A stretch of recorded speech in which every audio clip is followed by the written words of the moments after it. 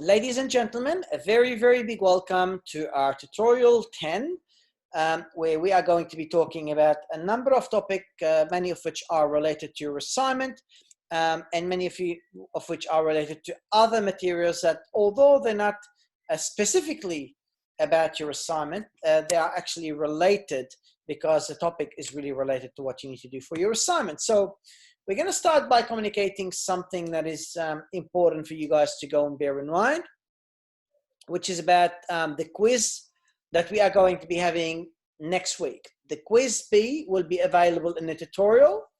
We're going to be covering all the chapters between week 7 and week 10.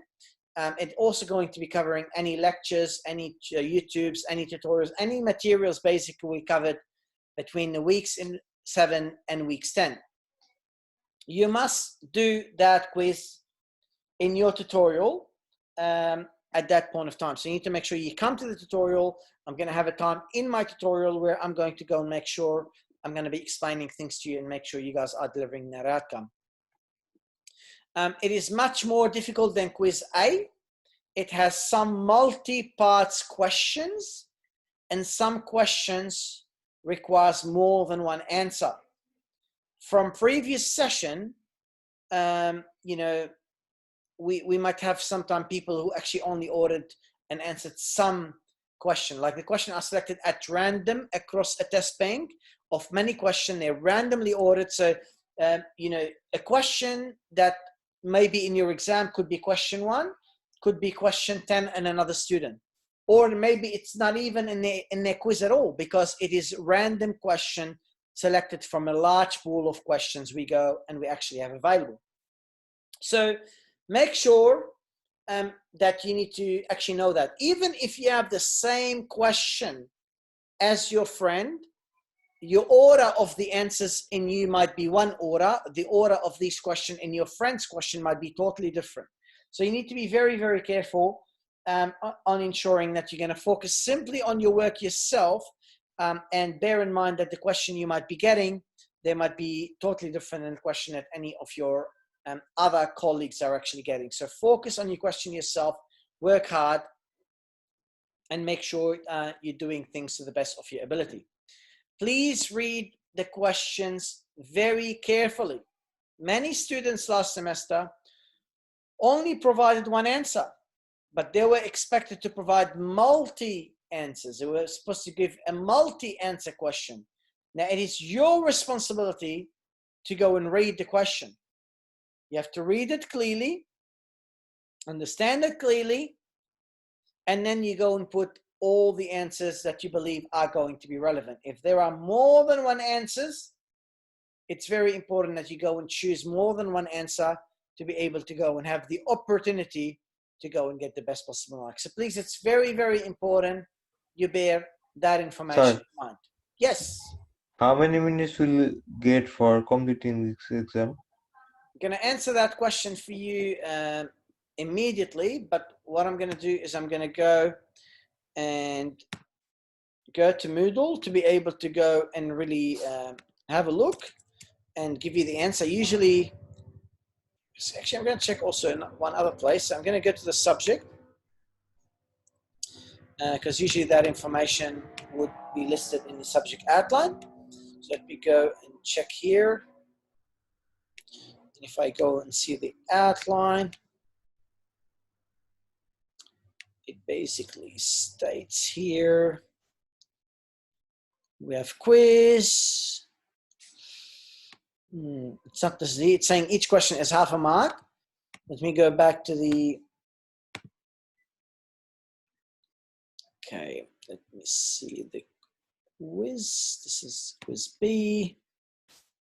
It's 20 minutes time limit, my friend. Does that make sense? So 10 questions will be there. So there will be 10 questions. So there will be many, many more questions in our pool. But for you, you are expected to go and answer 10 questions. And each question might have, every question might have more than one answer. So you need to make sure you're actually reading the question very carefully, because if there's a question that have more than one answer, it's very important you put every correct answer. Does that make sense? Yes, sir. Anybody else have any other questions?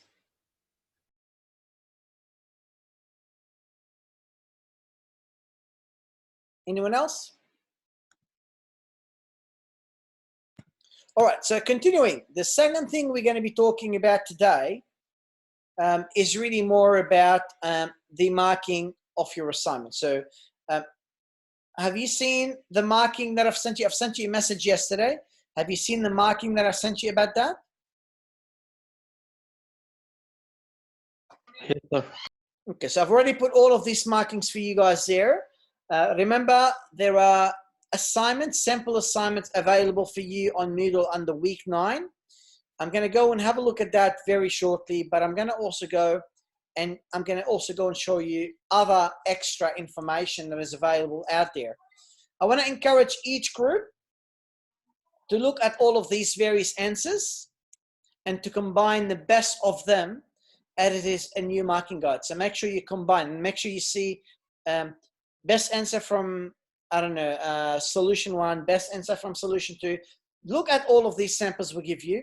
And after you look at them, make sure you are going to go and choose the best components out of every assignment so that you are going to be doing the best possible mark and best possible outcome as part of your work. Now, acceptance criteria is very, very important. Some people in their assignment don't actually go and list what are the acceptance criteria relating to any particular user story. So you will lose marks if you're not going to be putting the acceptance criteria in the product backlog. We're going to show you an example very shortly, and I'm going to give you further examples from one of my students' assignments in a postgraduate level. But the bottom line is I need you to make sure you are looking at what we expected to go and deliver, and you are basically working on to go and ensure you are writing all of these requirements, all the user stories, all the users being defined, and then you're making sure that you are writing the acceptance criteria accordingly. But bottom line, this is how your assignment is going to be marked. We have an introduction and a conclusion. They're basically going to be worth 2 marks. We have the Agile Charter and product backlog, holistic view of all of these things, 2 marks. We're going to have show evidence of simulation across various sprints. And you need to kind of go and look and read the requirements in terms of how many sprints we said we want you to go and do, 3 marks.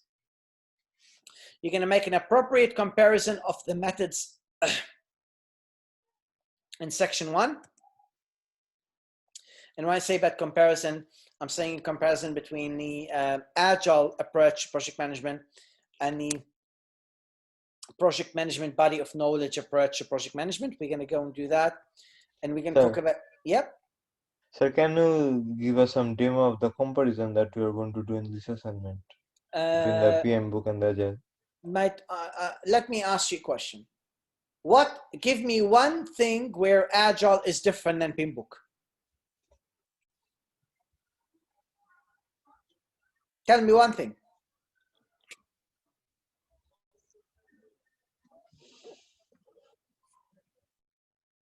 Can you guys tell me one thing where Agile is different than PM book?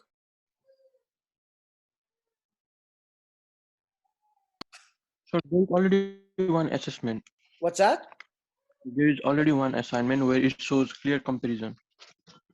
Okay, that's fine. But I'm asking you now, don't worry about the assignment. I'm asking you, you tell me one thing that you believe Agile is different than PM book.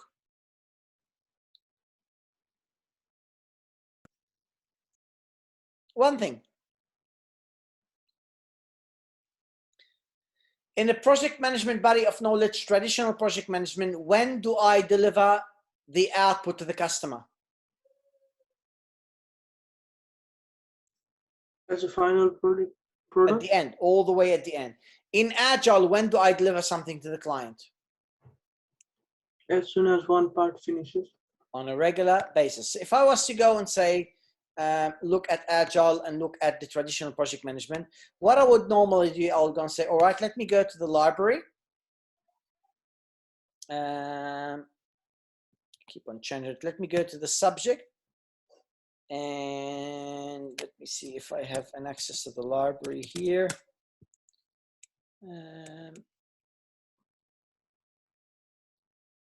Okay, let me find that. So if you guys go inside of your ICT201 subject, you'll be able to go and see when the page opens, we'll be able to go down. And there's a section called Library Online Resources. If you click on that Library Online Resources, you'll be able to go and select which database you would like. If you go to EBSCO database, or you can go directly to Business Source Complete. But let's say you go to EBSCO database, you can click on Business Source Complete database. And you can say, for example, Agile versus Pinbook. This is a topic you would like to go and search. You say, I would like to go and have a full text. And you'll be able to find any paper that goes and kind of compares Agile with Pinbook. So, you can see whether you can find anything, enhance Pinbook by comparing it to PMP, Scrum, Project Management Standard, PMI wants Pinbook. So you need to go through the research to try to find which one is going to go and give you a comparison between Agile and Pinbook Project Management. You select full text so that you can actually make sure you can access the materials here. But there's another place you can go to try to make comparison. You can see I'm referring you to articles because you really need to go and be using articles to be able to get the right outcome. But for example, you can say, Agile versus Pinbook Project Management. Okay, you can see, for example, here, or let's see what these people are talking about. Okay, they're talking about, some information. Can I get access to that article? Comparing Agile and Pinbook software development. So you basically allow you to be able to go and look. Now, some of them, they're going to want you to go and buy the paper. You're obviously not going to go and do that. You don't need to do that.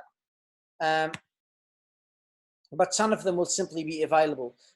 Some of them you can, for instance, go to the website called ResearchGate. If you go to ResearchGate, and you can find a paper straight away that talks about a topic. ResearchGate is where a lot of the researchers go and publish their work there, and people could actually go and have access to that information.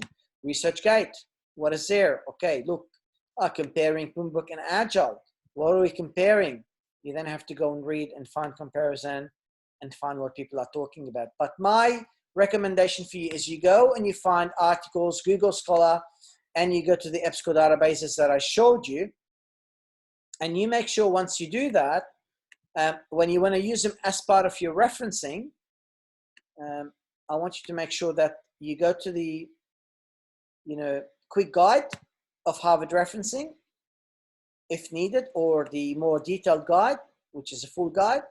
And you can see how you need to go and be referencing things, like what format you need to go and follow. Because I'll be looking at that, and I'll be also looking to make sure that you guys are doing research for that particular topic. Does that answer your question, Sudipta? Is that clear?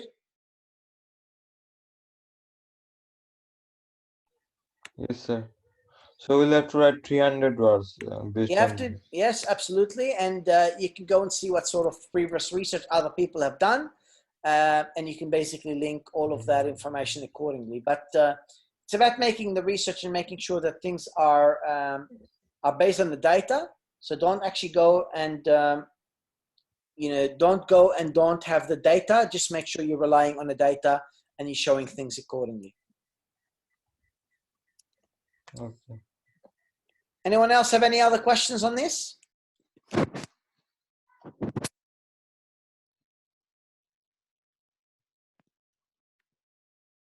All right, so we also have to go, and in addition to the comparison of the various methods, which is worth 3 marks, you're going to go and talk about the overall presentation.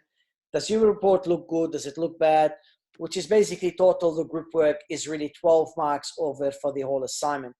We also have the working documents, and what you've noticed is that we've already, either marked all of your work there, or we are in the progress of actually marking all of your work. But for anybody in my class, I've already finished all the marking for you.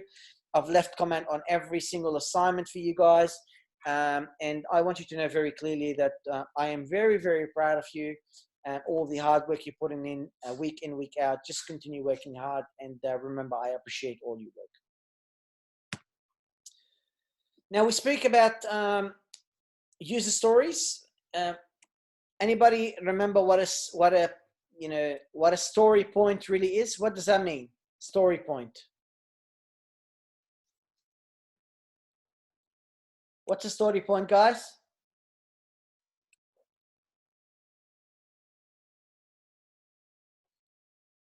Anyone? Story points indicates complexity. The bigger the story, the more complexity it is, the more number you're going to go and give it. So you have all of these story IDs. You have all of these priorities. Which one is the most important to which one is the least important? You ensure that all the time we are working on the user stories that are in the backlog, that are on top, on the maximum priority. That's the first thing we basically try to focus on. We create a story, for example, could be I want to create a content management system. The complexity is a 4. And how do we actually accept that something has been done? Well, we're going to go and create a customer management system. We go and check it, and we make sure that that system is actually functional and it's working as expected. So story points really are an indication of the work. Think when you use them, they are a relative measure of how much effort is really involved into really getting a job to really be completed. So we've showed you a number of YouTubes. I haven't covered them in a lecture, but it's something we're going to be able to go and cover them in more details in a tutorial. And you can have a look at them. If you haven't already seen them in a lecture, they are available on the internet. Now, ladies and gentlemen, in terms of the acceptance criteria and the user stories, there are obviously a number of examples available at the moment on the internet. So if you go to week number 9, you'll be able to find a final report, and you'll be able to go and find another report here on a website that is called, good example, but I'll just highlight these. They are available for you guys here on the system. So if you want to go and actually have access to that information, you just simply log into Moodle.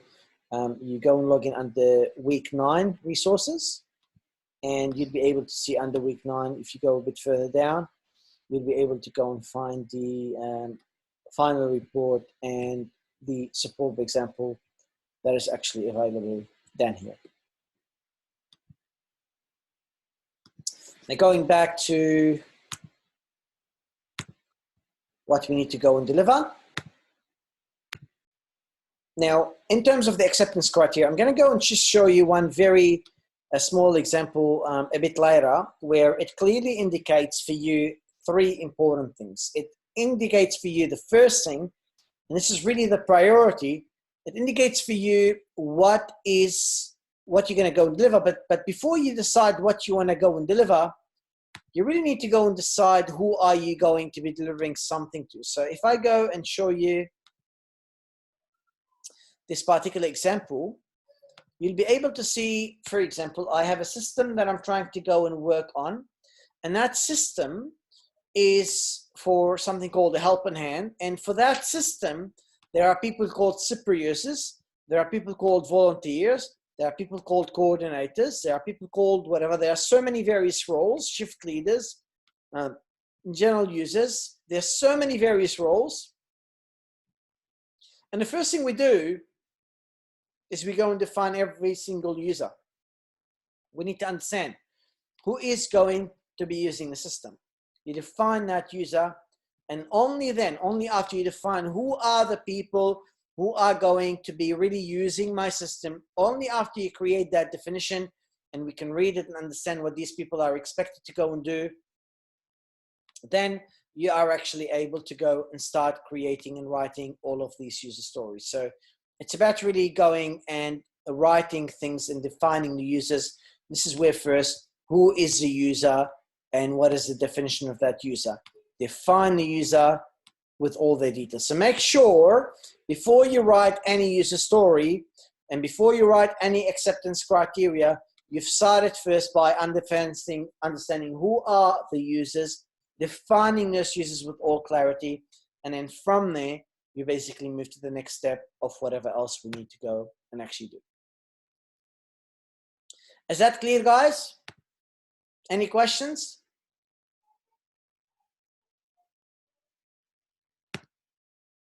All clear on this?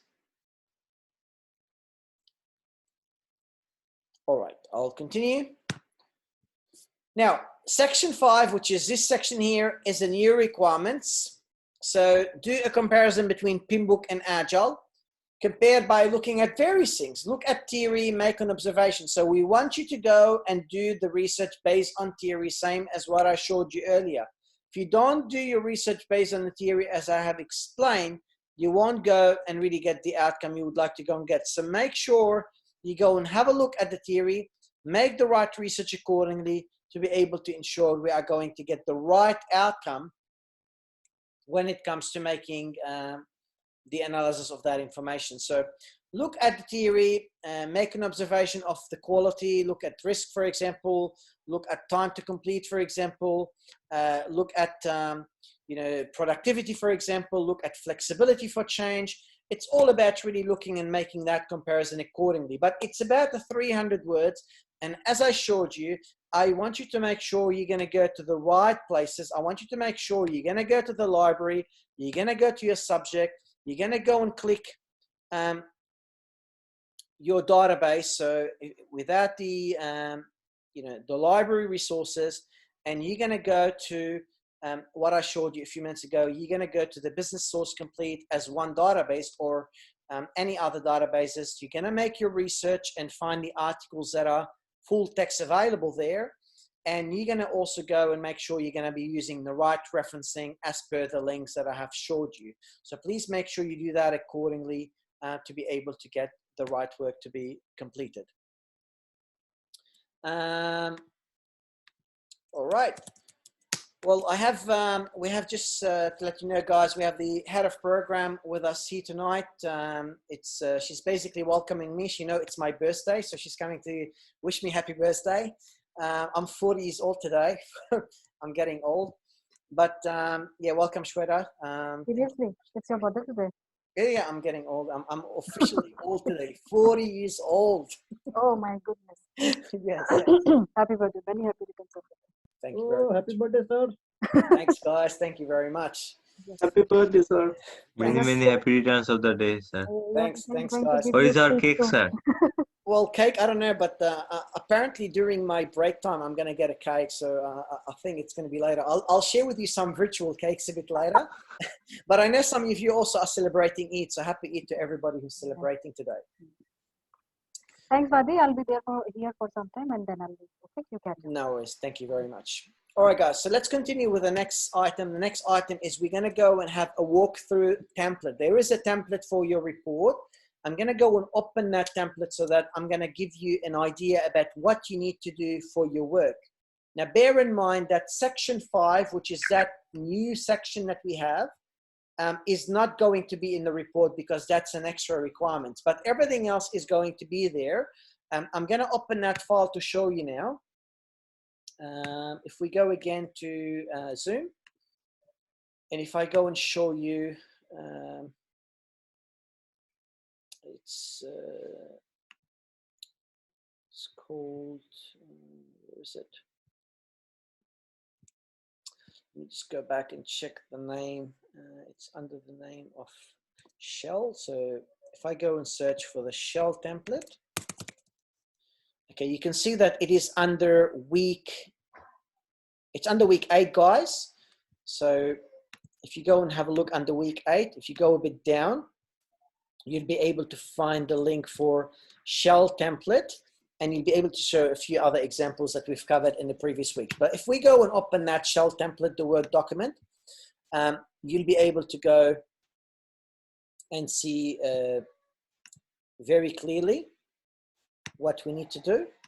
So if I go and look here, first, your group leader is required to use the KOI cover sheet. That's a standard thing. Secondly, most importantly, need to actually hand in, only the group leader will submit to Moodle. And that's because of the Turnitin similarity that we did mention previously. If there is Slack, Trello, make sure all the screenshots are being inserted accordingly. Obviously, there need to be a table of content. And I'm going to show you an example very shortly from another subject. Executive summary usually would go before the table of content. Then you can have an introduction. We talk about the Agile Charter. And last week, we actually explained the charter, explained how you do it. We spoke about why, what, and the success criteria. So if you go back to the lecture last week and the details, you'd be able to see all the, how do I do a vision? How do I do the why? How do I do the what? All the details are listed there. You're going to need, obviously, the backlog. And I'm going to spend a bit more time now showing you. Now, this is a user story, but there's a better way for you to write the user story. There's a better way for you to write the acceptance criteria. Now, I told you the first thing you need to do is you need to define who is the user of your system. Now, I'll show you that in a second. I'll show you how I showed you the example. I'll build on all of those users, but we have the backlog. Once you develop all of these various backlogs, which are the features of what we're trying to go and do, we basically can go and start talking about more than one sprint. In a sprint one, there's more than one stages we're talking about. In a sprint planning, sprint review, sprint retrospective, you can talk about all of these as part of your work. And then there's a comparison of Teambook and Agile, which we said this is a new requirement, typically. And we have the group report, which after you write the summary, I recommend you go and create a small table. So if I show you here, insert table, and I recommend you do something like team member 1, team member 2, and in addition to the writing, I would say, all right, this person contributed 20%, 25%, this person contributed 25%, this person contributed 30%, and this person contributed, let's say, 20%. And make sure there's a very, very short table that we can actually go and refer to that give us a very clear and quick summary of how people have actually performed in terms of working as part of the group. That's in addition to the, obviously, summary report you are going to be doing here. There's obviously going to be a conclusion recommendation, and obviously, you cannot forget any of the references. So, Sudipta, Anurag, Ambika, Shivamani, everybody, do you guys have any question at all? No, sir. No question, sir. Is that clear? All good, yes? All right, I'll take that as a yes. I'm going to go back to the file that I showed you earlier, because this is now all linked together. You know how we're using the Agile approach, and I told you the first thing you do is you define who the users are. But before I come to this page, I'm going to go up for a second, and I want to show you that when you want to make a table of content, you use a proper heading, 1.0, 2.0, 2.1. Make sure you're numbering things accordingly. They look much more professional when you go and actually do that. Now, when I'm going to go down, you might want to go and have something for your tables and figures. You might want to kind of do it like this, make it look better, because there are 2 marks about how your work actually looks. And you go down here to page number 26, which is after you define your users, you then write your user stories. For example, the user story could be, as a super user. Where did I get that super user from? Well, I've already defined a super user up here. I know who he is. I know what the super user is supposed to do. Great. Let's go down. As a super user, I want to view the forms filled by volunteers. Okay, great. I know what I want to do. Why? So that I can send them tasks to be completed. So there's a reason why I'm doing it. I know who the user is. I know what they want to do. And I know why they want to do it. Now, from the beginning, once I define the user story, I have to go and have an acceptance criteria. How can we go and accept after we've already delivered that work? How do we go and accept that that work has been properly completed? Well, as a super user, I want to be able to navigate through the forms submitted by volunteers, right? I want to be able to browse and read specific forms, right? I want to be able to enter tasks and directly send them to volunteers, accessible through the volunteers account. So we're saying for this user story, for we to verify that it has been done, we're going to have to go and have to look at those acceptance criteria. We go and check, can they do this? Can we do this? Can I do this? Yep, all right, great. That user story has been completed. Now, the question is, how do all of these user stories relate to your Trello that you're going to be using? I'll give you an example. Your example might be, let's say this is a user story. If you go back to Trello that we've covered earlier in the lecture, if I go to the board should have all of these things I would like to go and be working in. Should have every user story. Obviously, my title of the user story should be better. Like if I want to go and have a title, I might say, I don't know, customer login story, for example. Something that make more sense. So when you take your screenshots and put them as part of your report, we can easily go and relate all of that information. You click here and you see, okay, this is the details. Okay, where did that details come from? I've just got that details from that report that I just showed you. It said, as a volunteer, great, I want to be able to keep a record of my assigned roles per shift, great, so that I can get automatic notification when necessary. Great, that user story has been saved. Now, if I go back to that table, I notice that for that user story, there's an acceptance criteria. So we want to be able to do these things. We want to be able, if we can do these two things, then we verify that that story is working well.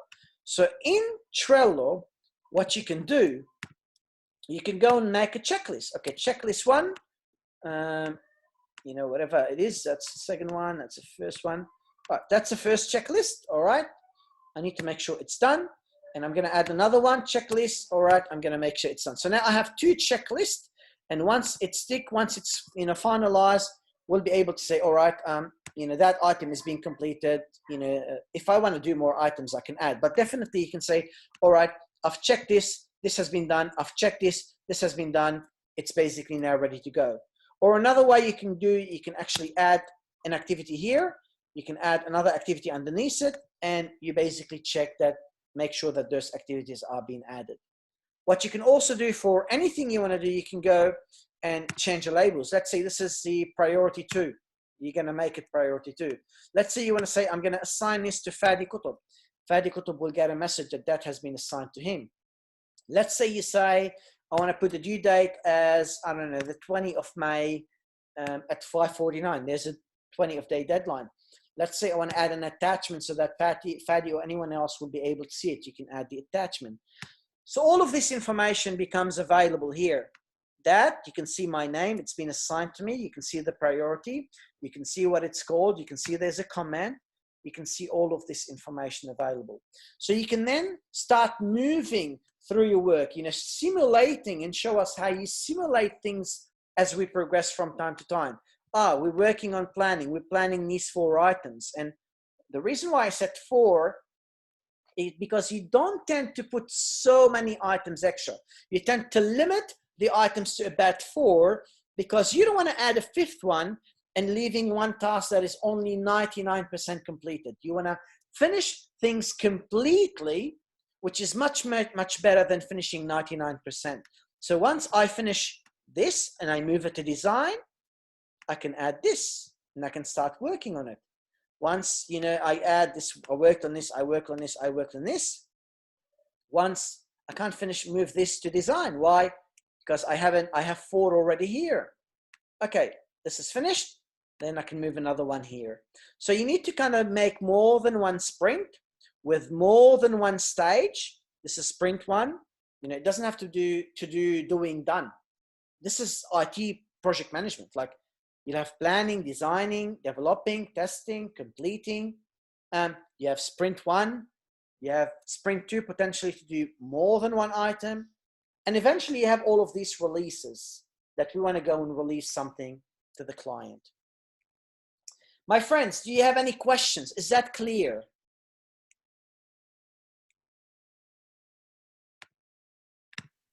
So that's really, guys, a lot of the information really to do with your assignment.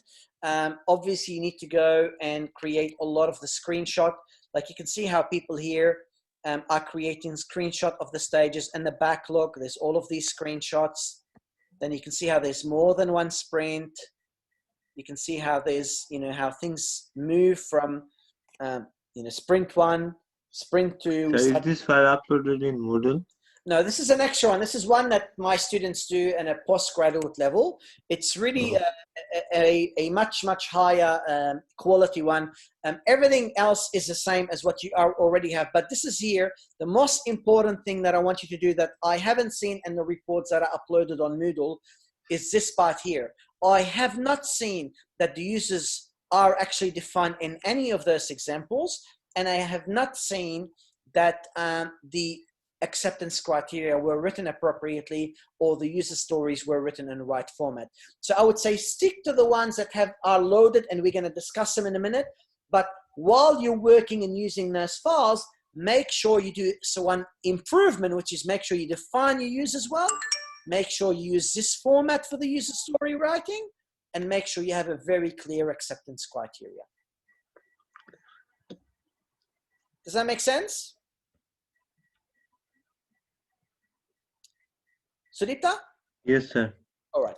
Now, I remind you guys, if there's at any point of time you find yourself stuck, something you're not sure about, you're working on an assignment and you have a question, just give me a buzz and let's just try to address it for you.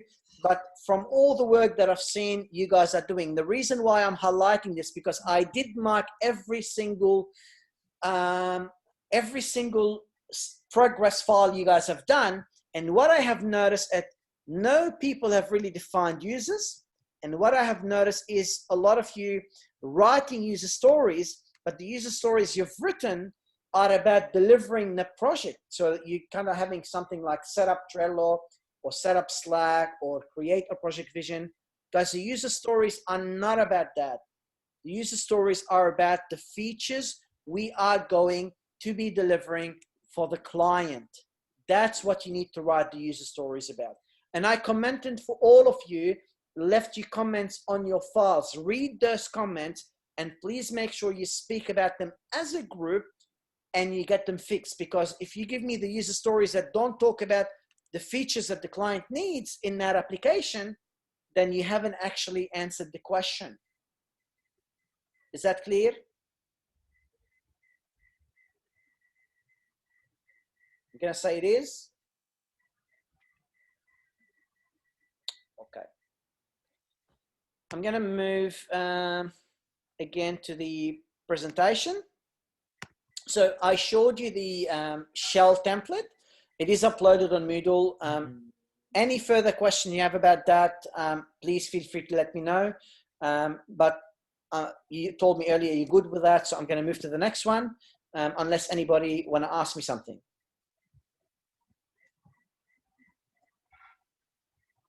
Okay, let's move on. So I'm going to now look at the samples that are available on Moodle, and I'm going to see whether you have any question about them. Now, I've already downloaded those 2 samples. I'm going to show you the first one. And usually what I do is I like you to tell me what's good and what's not that good about them. So that's the first one. There's obviously a cover page that's really, really good. There's the details. What's wrong with this slide? What's wrong with this table of content? How can we make it better?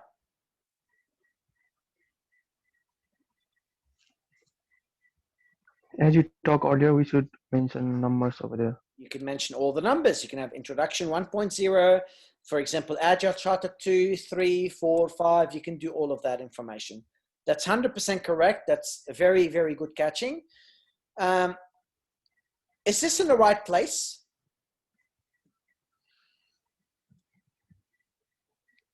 Where do we usually put the executive summary?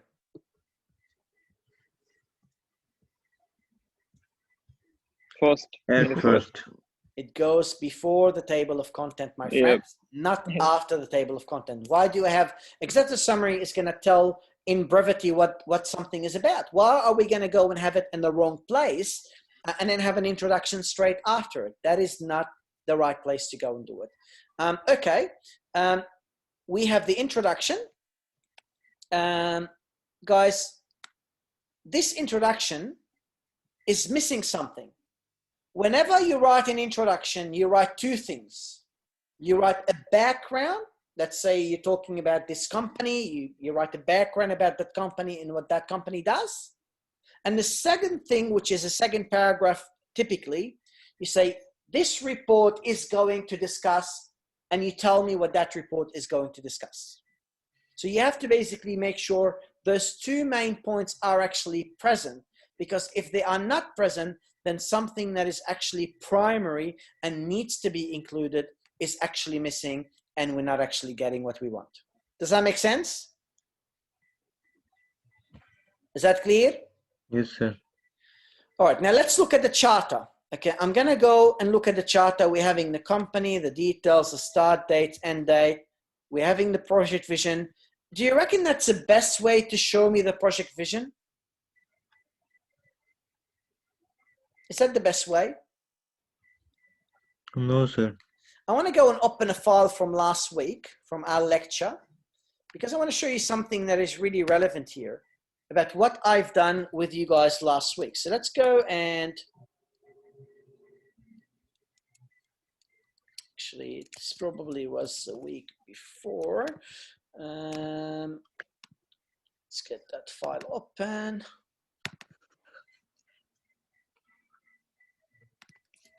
Okay, it's here. So let me go, this is week 8. So you can see in week 8, we're talking about, a number of things. We're talking about, the project charter. We're talking here about vision, mission, success criteria. And we covered further. We said, okay, vision. And we gave you some questions about the vision. Who is it for? What's the name of the project? When it will be done by? What will it do? What will it not do? Benefits your business will get from doing it. Benefit your consumers will get from doing it. Now compare what we showed you in week 8 and compare that to the file we have here.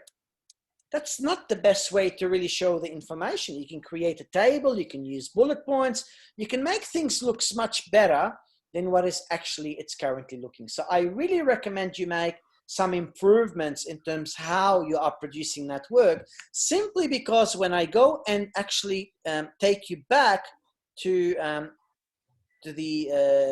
today's PowerPoint, you go and see that one of the primary things we're going to go and talk about in terms of the marking. So if I go back to what I showed you in terms of the marking, if you go and have a look here, you go and see that part of the marking, we are going to be giving you a mark based on, where is it? Overall presentation. So if your overall presentation is actually poor, you're going to be losing marks simply because you haven't created things in an appropriate manner. So go through the stuff that we taught you and make sure you are actually creating a better presentation of the information that you are going to be using for us to present your work in a best possible manner. Obviously, there's a mission, what we're trying to do. Again, it's good. There's a lot of things we're talking about, but you decide whether you can present it in a different manner. The product backlog. okay, where's the backlog? Now, you're trying to give me all of this information. The minimum you could have done is try to use some research to support your work and show me what you're doing, you know, what you're going to actually go, what you're going to go and show at any point of time. So it's very important to show the work correctly, show the research correctly, and create the features and a backlog in a way that I've basically when I explained to you. So you go and see here, look at this user story. Look how it's written. It's saying identify and collect all the items needed to set up a CMS. Okay, and look how this is written here in the file that I have showed you. I showed you it's writing more about as a user. So let me show you that file and look at this file. Look at the comparison. As a super user, I know who the user is. I want to do something. I know what I want to do. I know why I'm doing something. Something is very much specific, guys, that basically we need to go and really present. Is that clear, guys? Sir, Yes. how many user stories do you need to create? My friend, there's usually not a number, but I would say I would recommend anything between 20 and 40 user stories, if not more. Like, look at the assignment. The assignments will give you an indication. Look at those examples. Look at the ones where, you know, we showed, I think the one that it was commented as a good report. Let me go and see how many they've done to tell you. They have done, okay.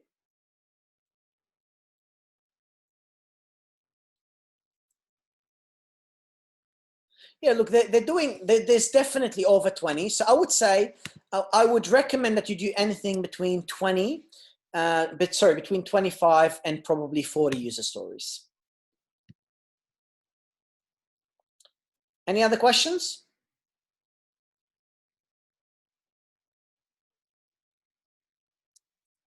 Any other questions, my friend?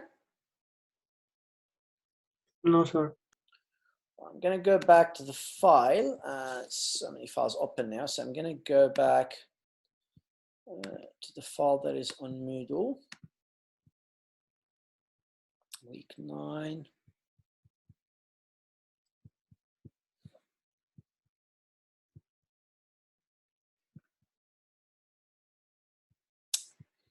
All right.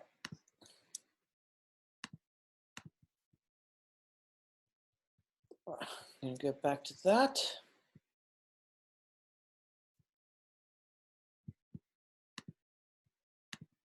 All right, so that's basically back in the report. You can see that there's no users being defined in that section. You do need to define all of those users. I can't see any users defined.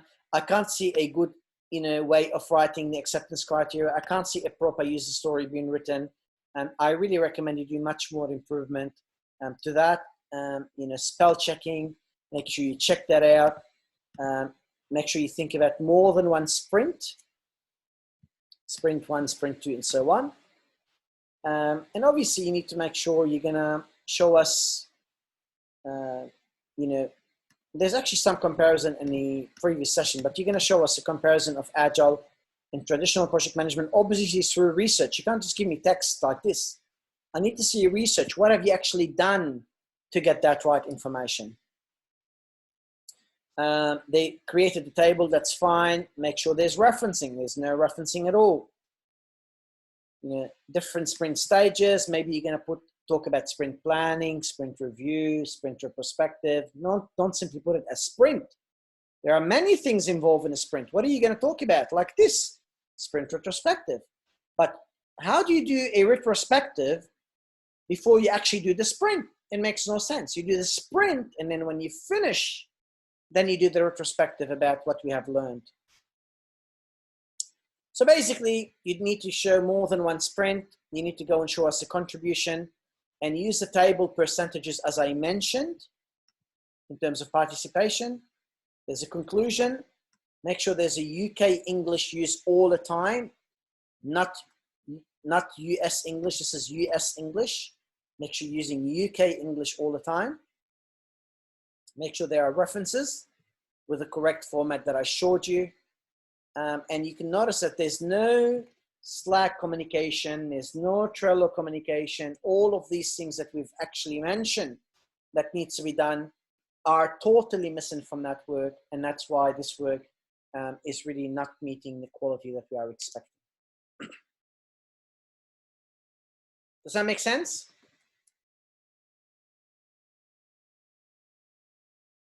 Does that make sense, guys?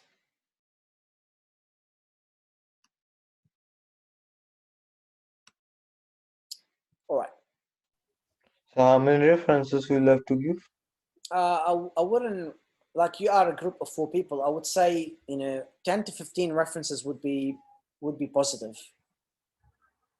Okay. Alrighty? Yep. Now there is, moving back to our lecture, there's another